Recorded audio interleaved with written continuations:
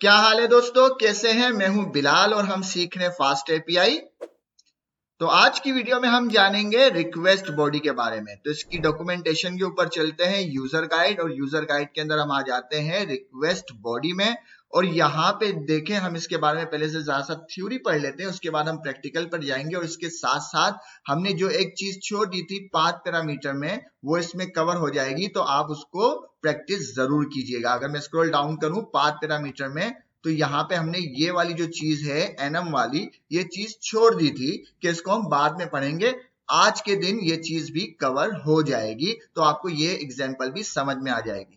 हम आते हैं रिक्वेस्ट बॉडी के अंदर। रिक्वेस्ट बॉडी के अंदर आने के बाद देखो, जैसे कि नाम से जाहिर है, रिक्वेस्ट बॉडी, बॉडी की तरफ से रिक्वेस्ट जाना, मतलब कि बॉडी की तरफ से डेटा आ रहा है एपीआई के जरिए डेटाबेस के अंदर। ठीक है, तो ये किस तरह होगा? और बॉडी क्या है? बॉडी देखो, मैं आपको बता दूं, ये बॉडी है, ये व्हाइट कलर की जो स्क्रीन है ना, ये ब्राउजर की, ये बॉडी है। और ये क्लाइंट भी है, मतलब क्लाइंट या बॉडी की तरफ से एपीआई के जरिए डेटा को कहीं पोस्ट करना, कहीं सेंड करना, उसको कहते हैं बॉडी रिक्वेस्ट या रिक्वेस्ट बॉडी। क्लियर हो गई? अब आते हैं यहाँ पर और सबसे पहले पढ़ते हैं, स्क्रॉल डाउन करते हैं। देखो यहाँ पे लिखा हुआ है when you need a send data from a client. Client क्या है? बॉडी। बॉडी क्या है? यही व्हाइट स्क्रीन जो मैंने आपको बताई, ये ब्राउजर की, ये भी एक बॉडी है जो भी हमारे सामने नजर आ रही है। ठीक है, तो when you need to send data from a client to your API, API के जरिए डेटा आ रहा है, you send it as a request body. Request body के जरिए इसको हम भेज सकते हैं। किस तरह भेजेंगे वो भी हम देखते हैं। इसके लिए ये कहता है कि भाई आपको पाइडेंटिक की जरूरत पड़ेगी। इसके लिए पाइडेंटिक की जरूरत पड़ेगी, तो सबसे पहले हम पाइडेंटिक को इंस्टॉल कर लेते हैं। तो मैं कहता हूं पिप इंस्टॉल पाइडेंटिक, क्योंकि मेरे पास ऑलरेडी इंस्टॉल है मेरे एनवायरनमेंट के अंदर। आपके पास नहीं है तो आप इंस्टॉल कर लें। मैं इसको क्लियर भी कर देता हूं। आ जाते हैं दोबारा कोड के ऊपर और इसकी एग्जांपल को समझते हैं। तो भाई इसकी एग्जांपल को समझने के लिए सबसे पहले ये कहता है कि आपकी जो एपीआई है, इस बार वो पोस्ट की होनी चाहिए, गेट की नहीं होनी चाहिए। तो हम इसको बनाते हैं, इसको समझते हैं। हम आते हैं अपने कोड के ऊपर। कोड के ऊपर आने के बाद मैं एक अलग से फाइल बनाता हूं ताकि सब चीजें मेरे क्लियर और खुली खुली नजर आए। तो मैं कहता हूं रिक्वेस्ट अंडरस्कोर बॉडी के नाम से मैंने एक फाइल बनाई .py। ठीक है, इसके बाद वही काम करूंगा। कुछ चीजें जो मुझे जरूरी चाहिए वो मैं करता हूं यहाँ से कॉपी, और कॉपी करने के बाद यहाँ पर आ जाते हैं, टेस्ट कर देते हैं। उसके बाद एक सिंपल सी मुझे एपीआई चाहिए, तो मैं जाता हूं डेमो के अंदर और यहाँ पे इस एपीआई को करता हूं कॉपी। कॉपी करने के बाद आ जाते हैं यहाँ पे करते हैं पेस्ट। ठीक है, बिल्कुल स्क्रैच से करते हैं ना, ताकि बात पूरी समझ में आए। अब इन तमाम चीजों को जो गैर जरूरी है वो मिटा देते हैं। इसको भी मिटा देते हैं। भाई ये क्या है? Read item. रीड आइटम के अंदर इन तमाम चीजों को मिटा देते हैं। ये भी मिटा दिया और ये भी मिटा देते हैं।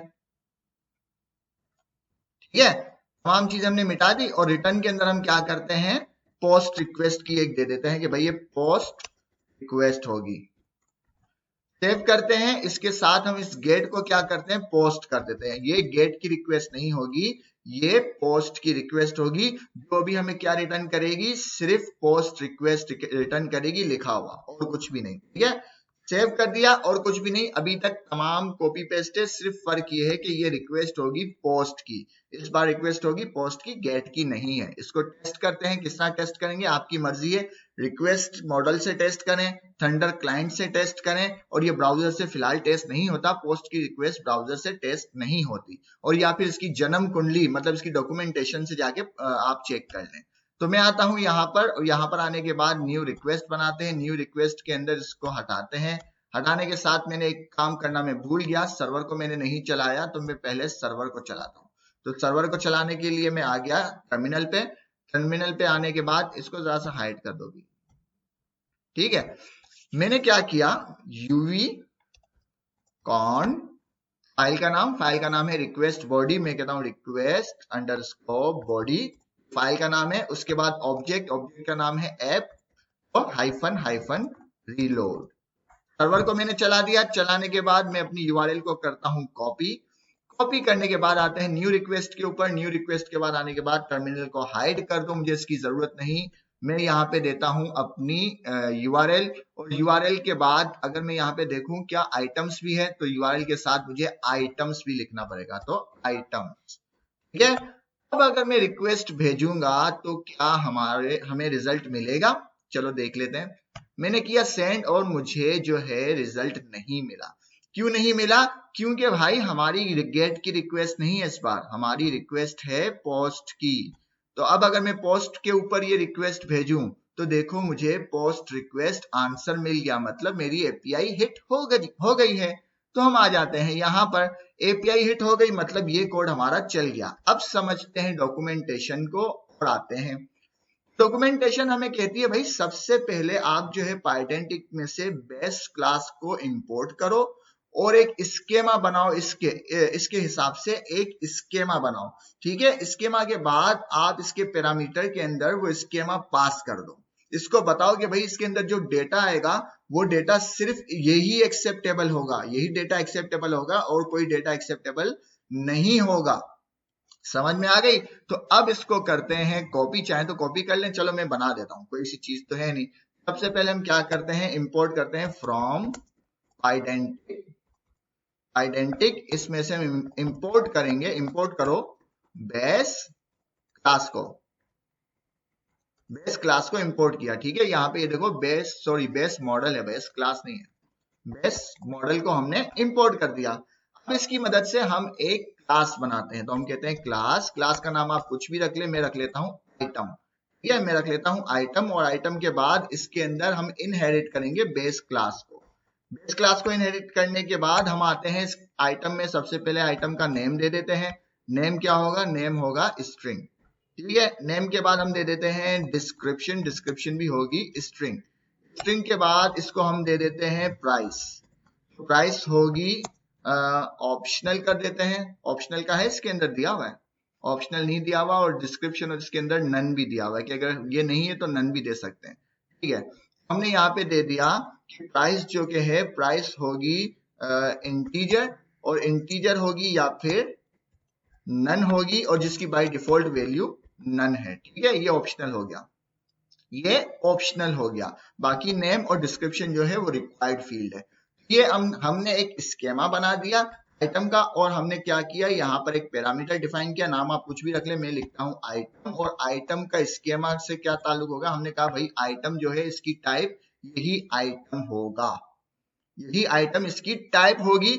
और यहाँ पे मैंने कर दिया कि भाई रिटर्न कर दो आइटम को, मतलब आइटम के अंदर जो भी डेटा है वही रिटर्न कर दो, मैं उसको देख लूंगा, और कुछ भी नहीं किया। ठीक है, एक स्केमा बनाया, स्केमा कहां से बनाया, यहां से कॉपी पेस्ट किया। आप चाहे और फील्ड बनाना चाहे बना सकते हैं, मुझे कोई एतराज नहीं, कोई इसमें मुझे इससे सरोकार नहीं। हमने इसको डॉक्यूमेंटेशन से कॉपी किया और इसी क्लास को हमने अपने आइटम की टाइप के अंदर पास कर दिया, और कुछ भी नहीं किया।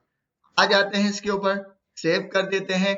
तो अब इसको टेस्ट करना है। टेस्ट करने के लिए हमारे पास कौन कौन से प्लेटफॉर्म है, हमारे पास थंडर क्लाइंट है, हमारे पास रिक्वेस्ट का मॉडल है, और हमारे पास इसकी जन्म कुंडली है। तो इस बार हम जाएंगे जन्म कुंडली के ऊपर। तो हम आते हैं इसकी जन्म कुंडली में, हम कहते हैं 12 इसकी यूआरएल के बाद हम लिखते हैं डॉक्स। ठीक है, डॉक्स लिखूंगा, इंटर करूंगा, देखो इसकी जन्म कुंडली खुल गई कि भाई इस सर्वर के ऊपर अभी एक ही एपीआई है। कौन सी है वो एपीआई? पोस्ट की एपीआई है, और उसका राउट है आइटम्स। तमाम की तमाम चीजें दे दी इसके अंदर, कि इसके अंदर वैलिडेशन क्या है, आइटम ऑब्जेक्ट होना चाहिए, वैलिडेशन एरर है। और यहाँ पर इसको अगर मैं क्लिक करूं तो ये तमाम चीज देखो, स्केमा भी आ गया हमारा, कि ये इसका स्केमा होगा, ये इसका स्केमा होगा, जिसमें नेम स्ट्रिंग होगा, डिस्क्रिप्शन स्ट्रिंग होगी, प्राइस जो कि 0 है।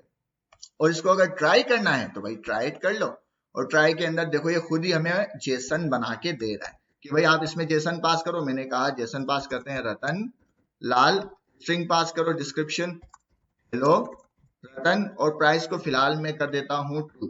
ओके, इसको सेंड करते हैं, एग्जीक्यूट करते हैं, एग्जीक्यूट कर दिया तो यहाँ पे देखो हमें रिस्पॉन्स में डेटा मिल गया। तो इसकी जन्म कुंडली के जरिए भी हमने ये डेटा भेज के देख लिया। उसके बाद इस जेसन को करते हैं कॉपी, कॉपी करने के बाद आ जाते हैं अपने कोड के ऊपर। कोड के ऊपर आने के बाद आते हैं थंडर क्लाइंट के ऊपर। थंडर क्लाइंट के ऊपर आने के बाद एक न्यू रिक्वेस्ट यहाँ पे भेजें, न्यू रिक्वेस्ट, चलो इसके ऊपर भेज देते हैं। न्यू रिक्वेस्ट के ऊपर आते हैं। न्यू रिक्वेस्ट के ऊपर आने के बाद इन सब चीजों को हाइड कर देते हैं। भाई ये पोस्ट की रिक्वेस्ट है। पोस्ट की रिक्वेस्ट के बाद इसकी जो राउट है वो है आइटम्स, और आइटम्स के बाद इसको मुझे बॉडी पास करनी है। तो बॉडी के अंदर मुझे एक जेसन पास करनी है जो कि मैं कॉपी पेस्ट करके लाया था, और इस जेसन में रतन की जगह मैं इस बार कर देता हूं गुलजारी, गुलजारी लाल, और यहां भी कर देते हैं गुलजारी लाल, और प्राइस कर देते हैं 5। ओके, अब अगर मैं देखो वही राउट है हमारा, पोस्ट की रिक्वेस्ट है, हमने यहाँ पे बॉडी पास कर दी। बॉडी क्या है मैं दोबारा बता देता हूँ, बॉडी है हमारी ये व्हाइट स्क्रीन, ये बॉडी है, ये क्लाइंट है, क्लाइंट की तरफ से कुछ डेटा जा रहा है, तो ये बॉडी कंसीडर कर लोगे, भाई बॉडी है, ठीक है। और बॉडी की तरफ से क्या डेटा जा रहा है, जेसन के अंदर ये वाला डेटा जा रहा है, ये बॉडी में है ना, ये कहाँ गया, ये देखो बॉडी लिखा हुआ है, तो इस बॉडी की तरफ से एपीआई के पास डेटा जा रहा है, हम सेंड करते हैं, एपीआई के अंदर डेटा आ गया, और एपीआई ने रिटर्न भी सेम डेटा कर दिया।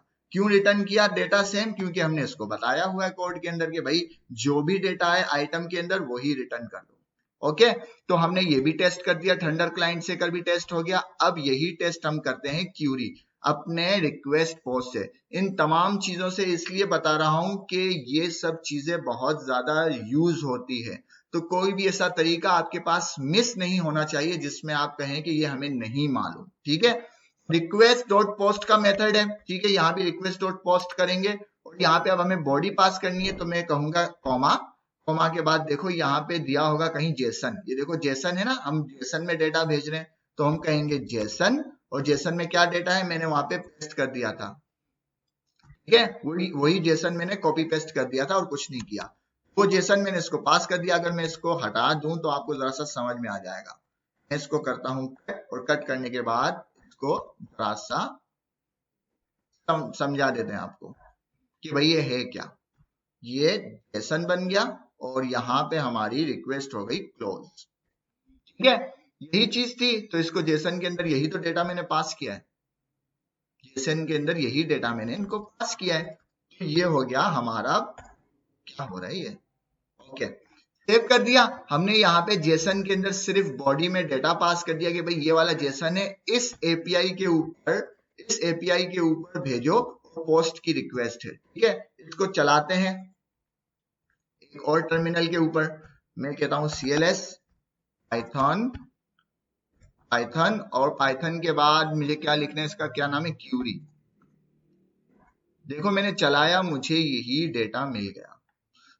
इस तरीके से या इस रिक्वेस्ट के द्वारा हम बॉडी से जेसन को रिसीव करते हैं और उसे रिटर्न करवाएं या डेटाबेस में स्टोर करवाएं या कुछ और काम उससे ले सकते हैं, ठीक है। फॉर एग्जाम्पल समझाने के लिए कि ये कोई एक फॉर्म है, इसके ऊपर आपका कोई पर्सनल फॉर्म है, कहीं आप रजिस्ट्रेशन कर रहे हैं, तो पर्सनल फॉर्म आप फिल करते हैं, जैसे ही आप रिक्वेस्ट को सेंड करेंगे तो वही फॉर्म का जो डेटा है एज बॉडी जेसन की सूरत में जाएगा एपीआई के पास, ठीक है, जेसन की सूरत में जाएगा एपीआई के पास, और एपीआई जो है उसको डेटाबेस में स्टोर कर देगी। तो यहाँ पे अगर इस डेटा को हमें स्टोर करना है कहीं, इसको जरा मैं हटा देता हूँ, इस डेटा को मुझे कहीं स्टोर करना है, तो फॉर एग्जांपल यहाँ पे हम लिख सकते हैं, जो भी डेटाबेस हो वहां पे हम लिख सकते हैं स्टोर डेटा इन डेटाबेस। कोई एक लाइन का कोड होगा, उसके अंदर समझ लो डीबी डॉट इंसर्ट करके कुछ होगा, मुझे अभी याद नहीं आ रहा, उसके अंदर हमें ये डेटा पास कर देना होगा आइटम, तो हमारा उस डीबी के अंदर डेटा चला जाएगा, सिर्फ एक लाइन आएगी उसके अंदर, कुछ भी नहीं होगा, ठीक है। यहां तक बात समझ में आ गई। चलें अब जरा सा स्ट्रक्चर की तरफ आते हैं। अभी यहाँ पे देखो तमाम चीजें जरा सा अभी भी गिचमिच हो गई है, इसको जरा अच्छा सा करते हैं, खुला खुला करते हैं। तो हम क्या करते हैं, हम यहाँ पर आते हैं, हम एक मॉडल की फाइल बनाते हैं, मॉडल्स डॉट py, मॉडल्स की फाइल बना दी, और इसके अंदर जो हमारा स्केमा है, ये हमारा स्केमा है, इसको हम ले जाते हैं, कंट्रोल एक्स करता हूं, अब खुला खुला हो गया, इसको मैंने यहाँ पे लाके कर दिया पेस्ट, सेव कर दिया, हमारा मॉडल्स का एक अलग से फाइल बन गई। अब यहाँ पे हम एक से ज्यादा भी मॉडल्स बना सकते हैं। तो मुझे यहाँ पे क्या चाहिए, मुझे यहाँ पे सिर्फ ये आइटम चाहिए, ठीक है, ये आइटम चाहिए, तो मैं यहाँ से इंपोर्ट कर दूंगा फ्रॉम मॉडल्स, यहां से इंपोर्ट करो, क्या इंपोर्ट करो, आइटम को, सेव कर दिया, देखो अब कितना खुला खुला कोड हो गया, सिर्फ एक एपीआई नजर आ रही है और कुछ भी नजर नहीं आ रही। और इस बार मैं कर देता हूं कि भाई आइटम डॉट नेम मुझे रिटर्न करवाओ, बाकी मुझे कुछ भी नहीं चाहिए। जो भी इसके अंदर डेटा है, डेटा तो पूरा जेसन का आएगा, लेकिन मुझे आइटम डॉट नेम सिर्फ रिटर्न करवाना है और कुछ नहीं करवाना। तो मैं आ जाता हूँ, सेव करता हूँ, यहाँ पर आते हैं अपनी रिक्वेस्ट के ऊपर, यहाँ पे हमें डेटा वही भेजा है, लेकिन इस बार मैं कर देता हूँ, इस बार हम कर देते हैं चमन लाल। अब चमन लाल, ताकि हमें पता चले ना कि डेटा चेंज हो रहा है। अब हमें सिर्फ रिटर्न होगा चमन लाल, ठीक है। सेंड करता हूं, ऑब्जेक्ट मैंने पूरा सेंड किया है और यहाँ पे देखो आ गया चमन लाल। अगर मैं यहां से कोई एक फील्ड हटा दूं, देखते हैं क्या होता है। ये फील्ड में हटा दूं और इसको जरा से ऐसे रखें, सेंड करें, तो एरर आ जाएगा। क्यों एरर आ जाएगा? क्योंकि हमने अपनी मॉडल के अंदर बताया हुआ है कि भाई रिक्वायर्ड फील्ड जो है नेम और डिस्क्रिप्शन है, प्राइस जो कि है रिक्वायर्ड फील्ड नहीं है। तो अब अगर मैं इसको कंट्रोल जी करूं और प्राइस को हटा दूं, देखते हैं क्या होता है। ठीक है, प्राइस को हटा देते हैं और इसको ये मिटाते हैं और अब अगर सेंड करते हैं तो देखो अब मुझे डेटा मिल रहा है। किस तरीके से कर स्केमा के जरिए हम वैलिडेशन भी लगा रहे हैं, वैलिडेशन लगाने के बाद उस स्केमा को इस पैरामीटर के अंदर पास कर रहे हैं और उस पैरामीटर के अंदर पास करने के बाद हम उसके साथ जो भी है ना फंक्शनलिटी परफॉर्म करना चाहें कर सकते हैं। लाइक इसको हम डीबी के अंदर, किसी भी डेटाबेस के अंदर इस डेटा को सेंड कर सकते हैं। तो यहां तक बात आ गई डॉक्यूमेंटेशन की। हम आते हैं आगे, डॉक्यूमेंटेशन को और ज्यादा रीड करते हैं, यहाँ पे और स्क्रॉल डाउन करते हैं। स्क्रॉल डाउन करने के बाद यहाँ एक एग्जांपल है बहुत अच्छी, मुझे वो पता करना है। मैं और स्क्रॉल डाउन करते हैं, यहाँ पे भी कुछ खास नहीं है ऐसा। यहाँ पे और स्क्रॉल डाउन डाउन डाउन, या ये रही मेरे ख्याल से, नहीं ये तमाम चीजें वही है। एक है यहाँ पर केस बहुत अच्छा सा। अच्छा, ये तमाम जो है ना इन्होंने आइटम अपडेट, ये वो डिक्शनरी, ये मुझे इतना कोई खास नहीं लगता। इसके अंदर जो मुझे खास लग रहा है वो ये लग रहा है। वो क्या लग रहा है कि इन्होंने इस बार राउट को चेंज कर दिया और चेंज करने के साथ, चलो इसको कॉपी करते हैं ना, इसको कॉपी करते हैं। कॉपी कर दिया, कॉपी करने के बाद हमने क्या किया, एक इसी काम को एक और एपीआई बनाई। अब ये एपीआई क्या है? पुट की एपीआई है, ठीक है। पुट की एपीआई है और इसका राउट आइटम्स, आइटम्स के बाद फिर हमने एक पाथ पैरामीटर बनाया। पाथ पैरामीटर के बाद उसके बाद हमने वही काम किया कि आइटम का स्कीमा पास कर दिया आइटम, ठीक है। और इसके अंदर हमने क्या किया भाई, रिटर्न करो। हर आइटम को हम आईडी भी दे रहे हैं, हर आइटम को एक आईडी दे दी और उसके साथ वो तमाम ऑब्जेक्ट जो उसको हमने डिक्शनरी में कन्वर्ट करके रिटर्न कर दिया। अब जो भी हम इसको डेटा पास करेंगे उस डेटा के अंदर उसकी आईडी भी मौजूद होगी, ठीक है। उस डेटा के अंदर उसकी आईडी भी होगी। इसको समझते हैं, तमाम चीजें हैं, कुछ भी नहीं है, सिर्फ एक एक्स्ट्रा पैरामीटर है, पाथ पैरामीटर, ये रहा, ठीक है। उस पाथ पैरामीटर को हमने इसके साथ मर्ज कर दिया जो डेटा बॉडी से आ रहा है और कुछ भी नहीं किया, ठीक है। तो यहाँ पे हम देखते हैं, इसको ट्राई करते हैं। और ये पुट की रिक्वेस्ट है, ठीक है, क्योंकि ये डेटा को अपडेट करेंगे। डेटा तो सिर्फ ये आ रहा है, डेटा तो ये आ रहा है, ये उसके साथ मर्ज हो रहा है, मतलब और डेटा अपडेट हो रहा है। तो अपडेट आइटम लिखा हुआ है ना, अपडेट करें डेटा को। तो इसको ट्राई करते हैं, यहां से हम आते हैं, यही सेम डेटा है। इसको प्राइस को चलो छोड़ देते हैं फिलहाल, हम यहाँ पे करते हैं 101, आईडी हमने दे दी 101। डेटा को सेंड किया और एरर आ गया। भाई क्यों एरर आ रहा है? एरर आया क्योंकि पोस्ट की रिक्वेस्ट नहीं है, इस बार पुट की रिक्वेस्ट है। दोबारा सेंड करते हैं, अब देखो हमें क्या मिला, हमें आईडी भी मिल गई, हमें हमारा वो सब तमाम डेटा मिल गया।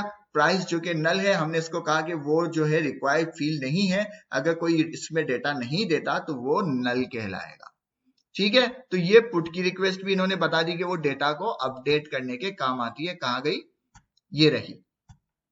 ये हो गई पोस्ट की रिक्वेस्ट, इसको जरा सा और खुला खुला करते हैं। ये हो गई पोस्ट की रिक्वेस्ट और ये हो गई पुट की रिक्वेस्ट। दोनों सेम है, कुछ नहीं है, यहाँ पे सिर्फ एक फंक्शन का फर्क है। यहाँ पोस्ट लिखा हुआ है, यहाँ पर पुट लिखा हुआ है और यहाँ पर हमने क्या किया, एक इजाफी पैरामीटर दिया हुआ है, पाथ पैरामीटर। उस पाथ पैरामीटर को हमने अपने ऑब्जेक्ट के साथ अपडेट कर दिया और यहाँ पे उसका अगर रिजल्ट चेक करें तो वो देखो हमें रिजल्ट अपडेट होके मिल रहा है, क्योंकि हमारे स्कीमा के अंदर आइटम की आईडी का जिक्र नहीं है। ये रहा हमारा स्कीमा, यहाँ पे आइटम की आईडी का जिक्र कहीं भी नहीं है। सेव कर दिया, यहाँ पर भी बात समझ में आ गई। दोबारा डॉक्यूमेंटेशन के ऊपर आते हैं, स्क्रॉल डाउन करते हैं, कुछ और नई चीज हमें नजर आ जाए। अब यहाँ पे देखो क्यूरी पैरामीटर आ गया। तो क्यूरी पैरामीटर भी अपडेट कर रहा है डेटा को, तो इसमें भी कुछ नहीं है, कॉपी पेस्ट करके आप उसको टेस्ट कर सकते हैं। इसके अंदर भी कोई ऐसी चीज नहीं है, और क्यूरी पैरामीटर देना आपको आता है।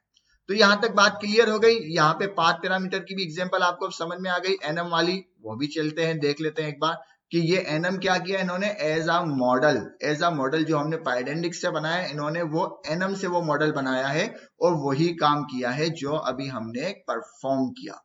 यहां तक भी बात क्लियर हो गई। अब हम आ जाते हैं बुक के ऊपर। बुक के ऊपर आते हैं। बुक के ऊपर वो हमें बताते हैं कि अगर आपको डेटा रिक्वेस्ट बॉडी से सेंड करना है तो उसको आपको एक बॉडी में फास्ट एपीआई में से बॉडी की क्लास को जो है निकालना पड़ेगा। उसके बाद फिर आप जो भी डेटा उसको सेंड करेंगे वो आपको मिल जाएगा। तो इसे भी देख लेते हैं। हम क्या करते हैं, यही काम कर लेते हैं। अभी हमने क्या किया, इसको कॉपी कर लेते हैं, इसको करते हैं कॉपी। कॉपी करने के बाद मैं आता हूं यहां पर, या कॉपी नहीं करते, एक बना ही लेते हैं ना, इसको बना लेते हैं। सेव किया, सेव करने के बाद यहाँ पे मैं इसको पेस्ट कर देता हूँ, पेस्ट कर दिया। और यहाँ पे फास्ट एपीआई पे वो कह रहे हैं कि भाई एक क्लास है बॉडी, बॉडी को ले आओ। बॉडी को ले आने के बाद यहाँ पे हमने आइटम दिया था, आइटम देने की जरूरत नहीं है, आइटम को सिर्फ आप स्ट्रिंग में रखो कि भाई आइटम जो है स्ट्रिंग के अंदर है, और स्ट्रिंग के अंदर होने के बाद उसको बॉडी दे दो, बॉडी, और बॉडी को एम्बेड करो।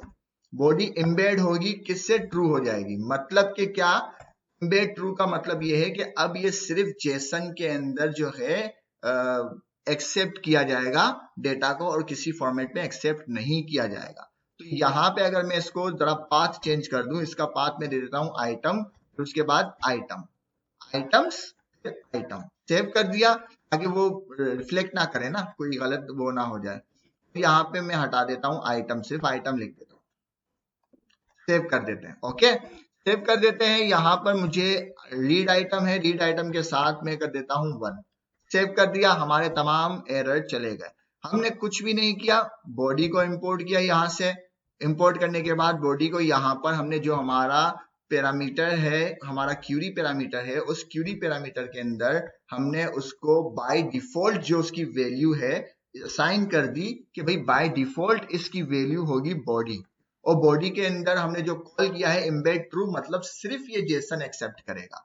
सेव कर दिया। इसका क्या है, आइटम स्लैश आइटम। इसकी जन्म कुंडली के ऊपर चलते हैं। पहले इसकी जन्म कुंडली क्या है आपको मैंने बता दिया था। जन्म कुंडली कहां से पता होगा भाई, डॉक्स, डॉक्स, ठीक है। आगे हम ये देखो, पुट की रिक्वेस्ट है, पोस्ट की रिक्वेस्ट है, तीसरी भी हमने बनाई आइटम। इसको हम जरा सा ओपन करते हैं। यहाँ पे हम कह रहे हैं कि भाई देखो ये इसका स्कीमा है, ये इसका स्कीमा है। यहाँ पे हमें क्या स्कीमा बता रहे थे, यहाँ पे क्या स्कीमा था, यहाँ पे ये स्कीमा है। और यहाँ पे क्या स्कीमा बता रहे हैं, एक जो हमने पैरामीटर पास किया है वो, कि भाई इसका स्कीमा जो है वो ये है। वो क्या था, हमने आइटम ऑलरेडी क्यूरी में दिया हुआ है, वो ही इसका स्कीमा है। तो वहां भी इसको इस तरह से डिफाइन कर सकते हैं। और इसको अगर ट्राई आउट करना है तो बिल्कुल वो भी कर सकते हैं, कर लेते हैं ट्राई आउट। ट्राई में चले गए, आइटम के अंदर चले गए, आइटम के अंदर हमने दे दिया क्लॉथ्स, क्लॉथ्स दे दिया, एग्जीक्यूट किया। हमें जो है यहाँ पे देखो क्लॉथ्स मिल गया। तो अब इस रिक्वेस्ट को आप अगर उससे थंडर क्लाइंट से अगर ट्राई करना चाहें वहां से भी कर सकते हैं। इस रिक्वेस्ट को आप अगर रिक्वेस्ट मॉडल से अगर ट्राई करना चाहें वो भी कर सकते हैं। और इसको आप अगर इस तरह से ट्राई करना चाहें वो भी कर सकते हैं। बात सिर्फ समझने की ये है कि आप इसमें कंफ्यूज ना हो कि मैं कभी बुक के जरिए पढ़ा रहा हूं, कभी मैं फास्ट एपीआई की डॉक्यूमेंटेशन के अंदर जा रहा हूं। देखो, मुझे जो आपके लिए बेहतर लगता है वो तमाम तरीकेकार मैं आपको बता रहा हूं। किसी मोड़ पे, किसी पॉइंट पे, किस फंक्शनलिटी पे या किस कोड से आपका वास्ता पड़ जाए तो आपके जहन में मेरा नाम जरूर आए और आपके मुंह से ना निकले कि ये तो मुझे मालूम ही नहीं। तमाम की तमाम चीजें जो करंट डॉक्यूमेंटेशन है हम उससे पढ़ रहे हैं। इसके साथ बुक के अंदर जो तरीकाकार दिया हुआ है ये बुक का तरीकाकार है, हमने ये भी पढ़ लिया। ये जो दो तरीकाकार है ये डॉक्यूमेंटेशन के तरीकेकार है, ये भी हमने पढ़ लिए। टोटल कॉपी पेस्ट है, बात सिर्फ समझने की थी जो हमने अच्छे से समझ लिया। मैं उम्मीद करता हूं कि आपको अच्छे से समझ में आ गया होगा। अच्छे से समझ में आए, सिर्फ अच्छे से बात कर रहा हूं, समझने की बात नहीं कर रहा। अच्छे से समझ में आए तो हमें डिस्क्रिप्शन बॉक्स में जरूर बताएं, मुझे खुशी होगी। मिलते हैं नेक्स्ट वीडियो में। अल्लाह हाफिज।